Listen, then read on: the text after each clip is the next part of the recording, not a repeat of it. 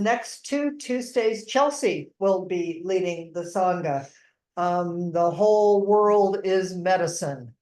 And on Thursday, Marianne this Thursday and Erica the following Thursday. And then the Tuesday after that, Shelley and I, well, mostly Shelley, I'll just be following her, are going to do a Council of All Beings. Yeah. Yeah, and Shelley's actually. Oh, that's right. And Shelley, that's right. Oh, thank you. So this next Tuesday, it will be Chelsea and Shelley. So please show up and support each other. And wow, changing weather, huh? Whoa.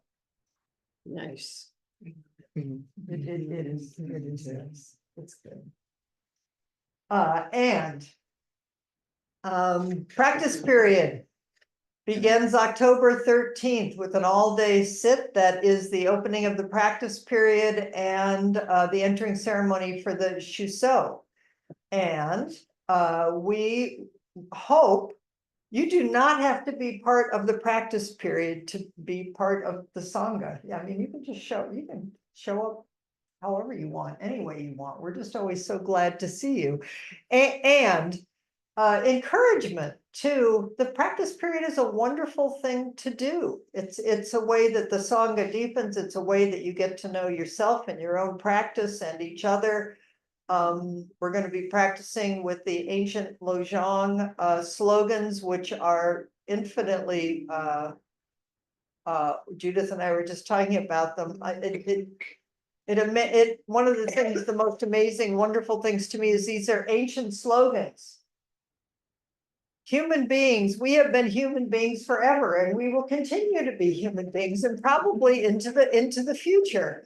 And they're just so wise because they just, I mean, they're completely I mean, they're teachings in compassion and they're mirrors, and in a certain way, they're also really beautiful because it's like busted. Okay, I mean, it's just they're like the precepts. It's how can we live and enact our deepest heart's yearning always, and fall down, get up. Gretchen's going to be our noble Shuso, and it will be wonderful and fun. And please, but the practice period applications, we're asking you to please get them in by October 7th, which you will think is a ways away, and it is not. And it will really help us if you just go do it. You can do this, and do it with deep, really listen. What's possible in your life? What will help you? What will not add more stress, but will actually help you ground your practice? And in all times and in this period of time, which, as we all know, the world does not look very grounded these days. So please, we'll help each other, ourselves, all beings. Remember what's most important: love and compassion.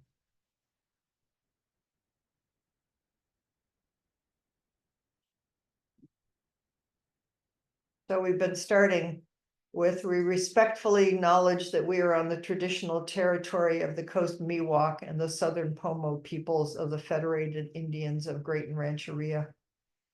We offer our gratitude to them and their descendants for their care for and teachings about the earth and our relations, and may we honor those teachings. Erica, when she gives her talk, will be able to,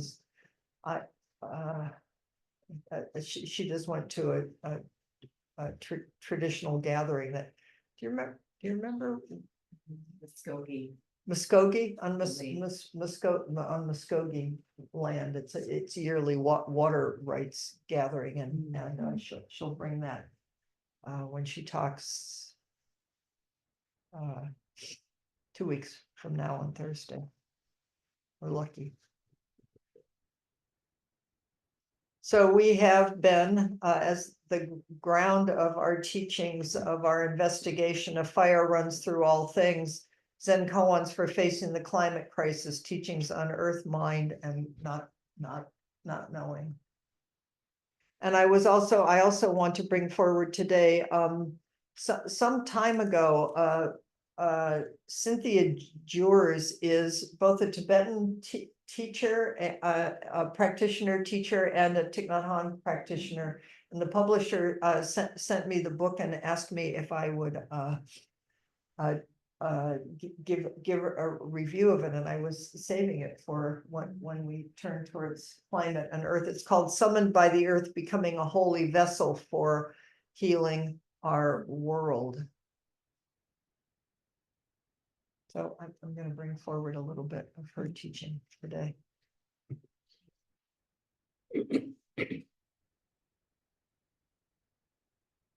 The koan, medicine and sickness heal each other.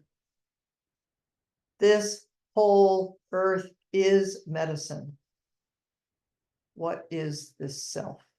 What is this self?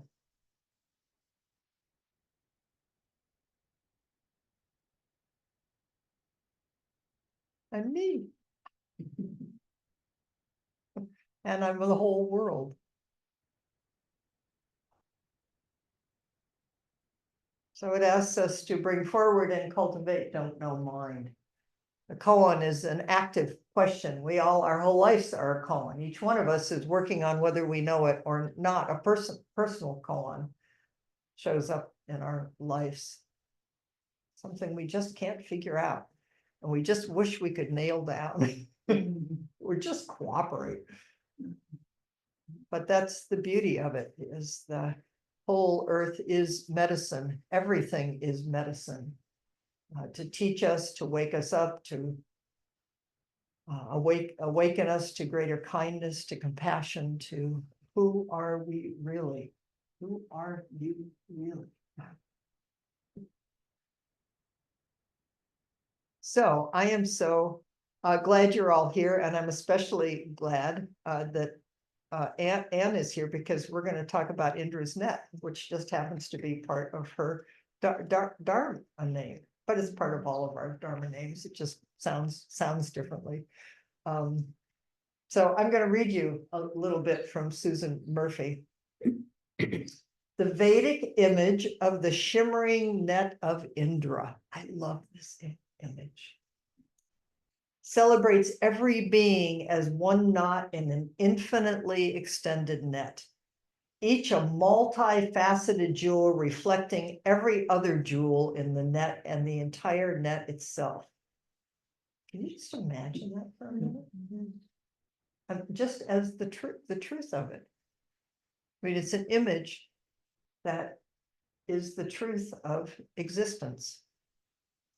Aiken Roshi called this holographic vision of reality the basis of universal health, or reality's fundamental medicine. The tender fact of impermanence is exactly what charges each being with inarguable presence, even as it interweaves all of us into one great network of entirely mutual arising. This isn't a story. And I think, as Ellen often reminds me in terms of, and probably others, but there's scientific evidence for all this stuff at this point, you know.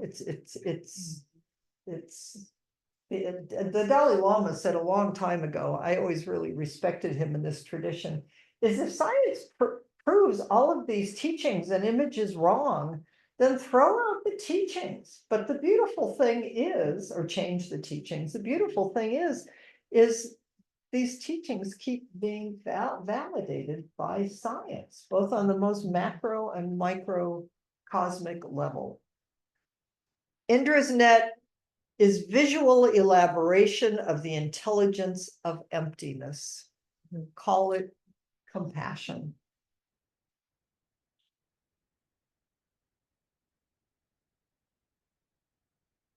Nothing about compassion offers blissful refuge from reality. To see through this separate self is to tune into all the cries of the world. And from that flows ordinary compassion. Every spurt of concern for the other, every act of kindness, whatever we can do to help, whenever we can be alert enough. Finding this great compassion and its vast benefit is as simple as the propensity to live larger than this small self. That's called continuous practice. You are not going to get over having a small self. It will be more vivified and more alive, more particular. It's like each plant and each bird song.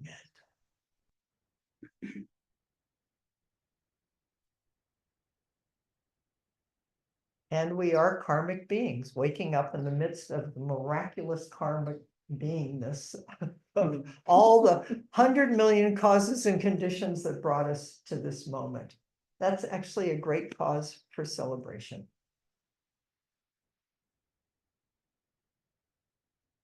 Like the open palmed, splayed human handprint, this edgeless sense of being radiates out with relative ease to recognize itself everywhere. In people, when you look in the mirror, in creatures, mountains, rivers, and the whole wide earth, as well as the moon, the sun, the stars, all of it, all of you just doing the most natural thing in response. It looks like, you know what this infinite and amazing jewel net looks like? Helping. Like the left hand and the right hand. It's like, how can I be of help?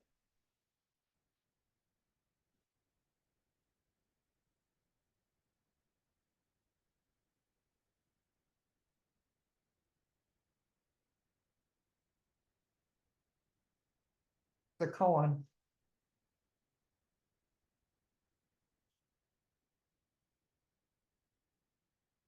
Shozan Jingrin was once asked, this is from 926. It's great. I mean, these echo across time and space. What is a bodhisattva before she becomes a Buddha? And his reply is, all beings, all beings. Everything and everyone is a bodhisattva waking up to be a Buddha, and a Buddha waking up to be a bodhisattva. How about after she becomes a Buddha, the inquirer wondered. All beings, conferred Shozan, not moving an inch. All beings includes you and points decisively to your own heart. How about point to your own heart right now? Go ahead, you can do it on the screen too. Not a difficult intellectual leap to make, but how easily it seems we can live in an unchanged way alongside this awareness as a disastrous collapse in biodiversity unfolds. There's nothing generalized here. Each being is utterly unique. There's no such thing as a grasshopper in reality until it is this grasshopper.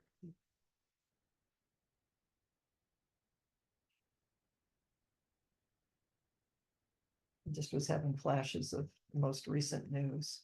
You know, it's so easy when you read the news. It's like, oh, this happened to all those people, all those numbers, all those, you know, each one is a particular life. Particular child, particular moment.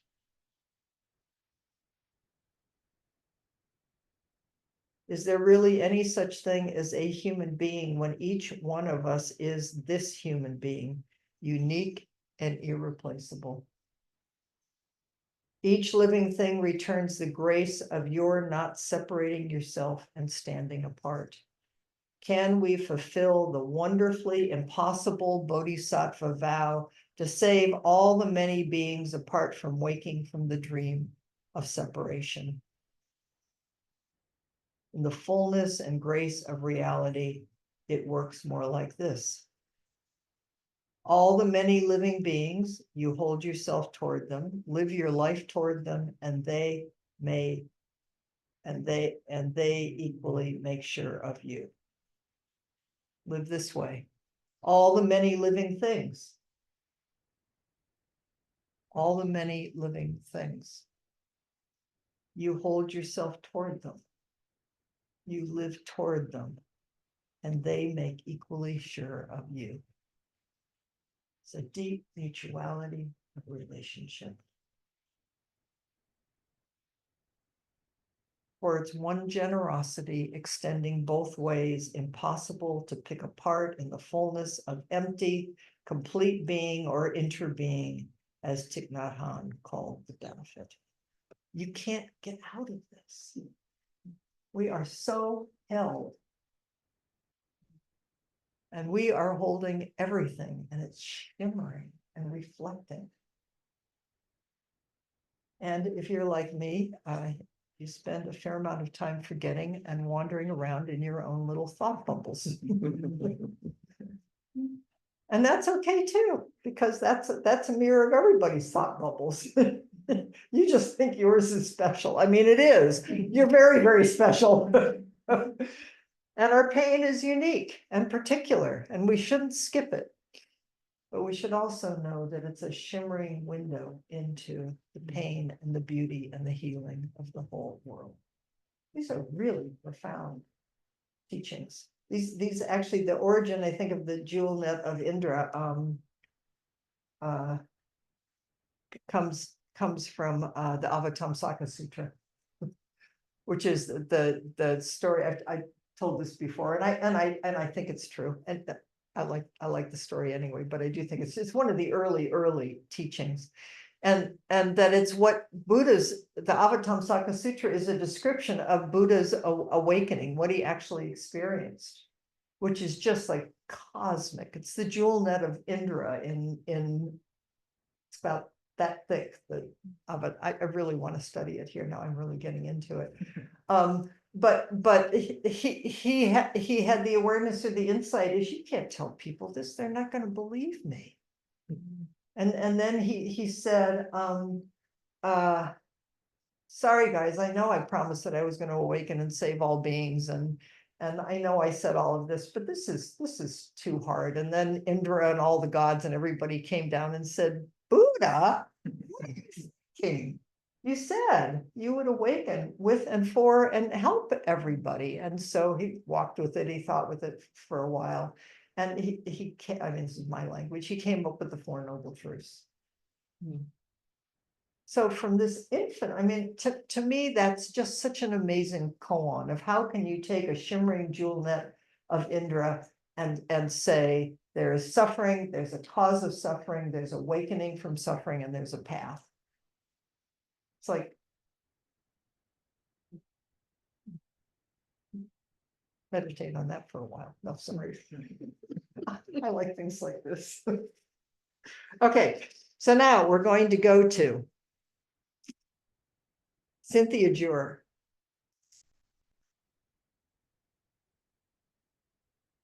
I thought I'd start with Robert Thurman. You know, Robert Thurman, he's what's her name? Thurman's father? Uma. I mean, really, he is. He really is? Oh, yeah, I didn't know that. Yeah, he really I is. didn't know that. See, now I got your attention. Funny, everybody cheered up. He's a very serious Tibetan Buddhist scholar. He's a professor emeritus of he's a professor emeritus of Buddhology, for goodness sakes, at Columbia University. And recently I was reading aloud my friend Tom Cleary's monumental translation of the Avatamsaka Sutra. I had a kind of epiphany about Mother Gaia, about Earth. Preeti Deva, which is the original Earth Mother goddess, which is you know, that I repeat this stuff a lot, but these are the things I live by, is that when Buddha made his vow, he was sat down under the tree to wake up with him for all beings as the goddess, which is Mother Pravithi, which is Mother Earth, reached up and touched his hand and affirmed him and his vow and all existence, and the whole world shook and shimmered.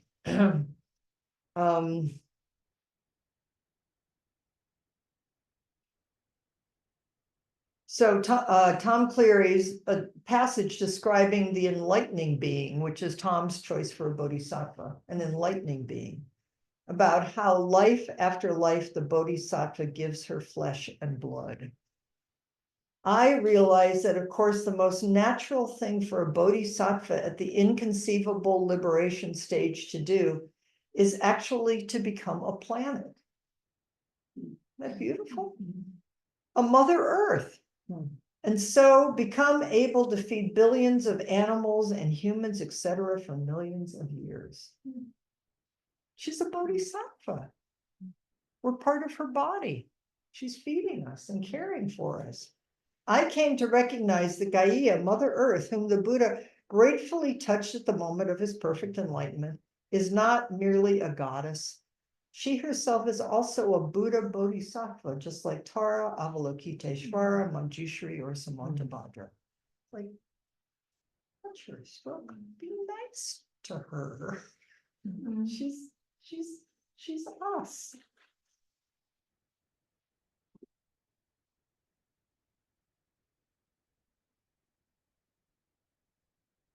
This is from the prologue. Thich Nhat Hanh, the Vietnamese Zen master, was once asked, "What do we most need to do to save our world?"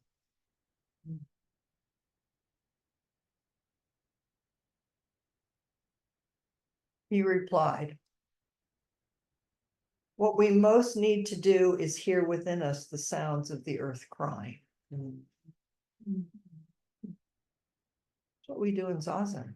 It takes great courage to just stop and sit down and listen to the sounds and the cries of the world.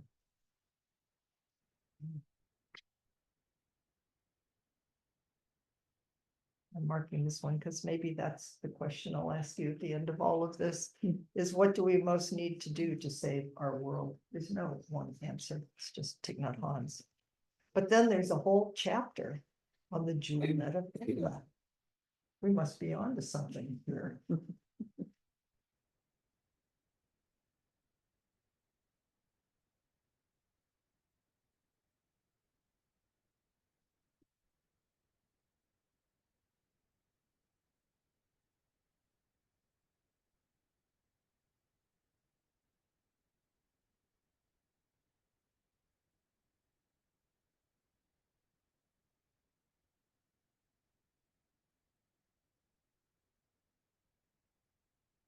I know it's here, but where did it go? No, here.